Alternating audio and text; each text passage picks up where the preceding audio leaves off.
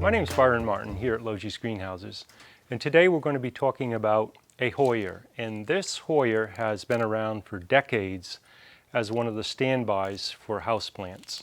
And its botanical name is Hoya carnosa Crispa. And this particular one has these long curly leaves that form along the stem.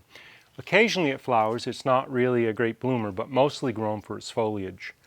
This specimen that we have here, and I can lift it up and show you, has been in our collection in this pot or a smaller pot for 30 years or more. And over that time, of course, we've propagated off of it. So important with Hoyas, as they're very easy to grow in house, but is to give them good quality light. But as you can see from the light color on these leaves, if they get too much light, they actually bleach out. So to get a nice green leaf on it, it's better to have a partial sun near a window, but a little bit of shade maybe from the hot noonday sun.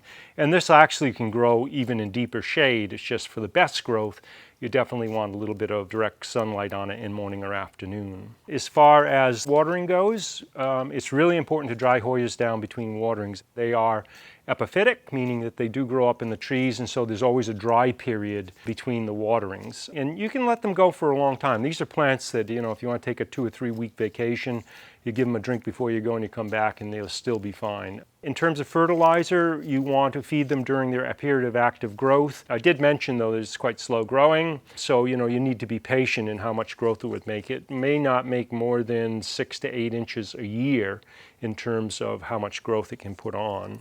In terms of culture, it does prefer room temperatures. We generally grow this above 60 degrees or warmer if you've got it. It could take it colder, but Hoyas generally want to be run at 60 degrees. Some actually are higher elevation and can take much cooler temperatures. As you notice right here, we have it in a clay pot. This is a very large one. I think you got probably a 10-inch pot on that. They don't have to be grown in clay, but that will give them a quick dry down, and that actually makes the roots happier over a period of time. One of the issues with growing Hoyas in terms of insects and disease is actually root rot, where they're actually overwatered and the root system will collapse due to pathogens.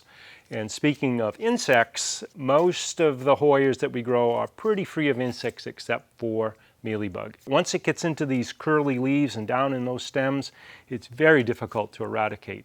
However, it can be done. With this particular plant, to do that, you need to do repeated applications of an insecticide.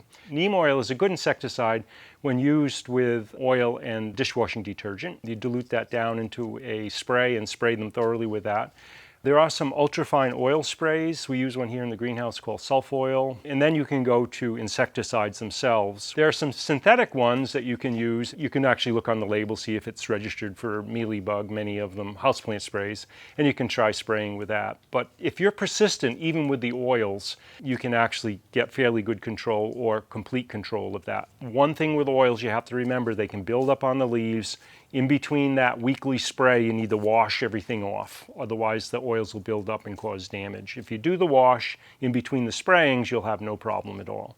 And again, keep doing it. Repeat it week after week after week. Don't give up. If you don't even see them, keep doing it. That's the way to control mealybug. When you have very old plants, they can be pruned back.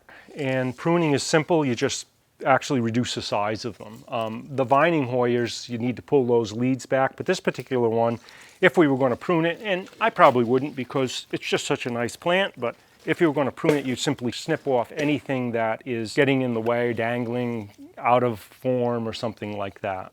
They're very easy to propagate, and the propagation is done by rooted cutting. We would probably take a smaller cutting. Usually what we do is we take 1 leaf if we're really desperate, or 2 leaves, and that's 2 leaf nodes. Those are 2 opposite leaves on the cutting, and then we would trim it back to about there. I left 1 leaf right here because the stems are very short on this, so we need to have the stems go into the soil.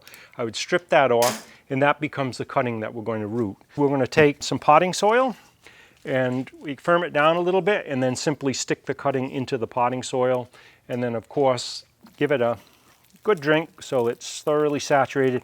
And what water does, it actually helps grab onto that cutting to hold it stable in the container. These generally can be rooted right out in the open in the home, but oftentimes we recommend putting them in a plastic bag just to increase the humidity a little bit. By covering them over, you're going to reduce some of the transpiration stress, and the cutting will actually hold more turgid over that rooting period. In about 2 weeks, you'll have roots on that, and away you go. But remember, these are very slow, so it's going to be a long time before it comes to the size of this mother plant.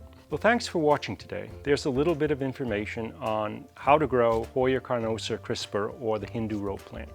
If you'd like more information, you can visit us at logis.com.